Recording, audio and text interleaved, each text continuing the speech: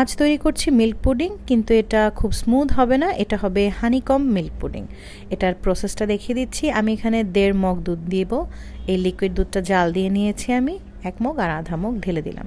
এর সাথে মজা হওয়ার জন্য দিব লিকুইড দুধের সাথে গুঁড়ো দুধ, 3 টেবিল চামচ গুঁড়ো দুধ দিয়েছি, 2টো ডিম আস্ত দিয়েছি আর 2টা কুসুম দিয়েছি, ডিমের সাদা অংশটা দেইনি।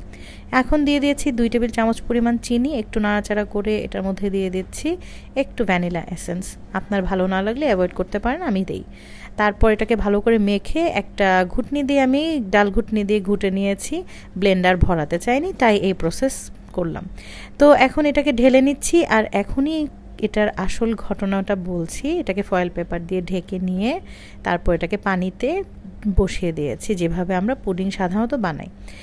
এখানে কাহিনীটা হচ্ছে এই যে দেখা যাচ্ছে ডিমের কুসুমগুলো, এগুলোর কারণেই আস্তে আস্তে এটা ভেতরে হানিকম্বের মতন ছিদ্র ছিদ্র হয়ে যাবে, যেটাকে ঢালার পর ঠিক ওরকমই দেখা যাবে। এই দেখেন, এটা কিন্তু অটোমেটিক্যালি হয়ে গেছে, এবং আপনি প্রত্যেকটা পার্ট যখনই কাটবেন, প্রত্যেকটা পার্ট ওই যে ভেতরে দেখা যাচ্ছে সবগুলো কিন্তু ঠিক এরকমই হবে।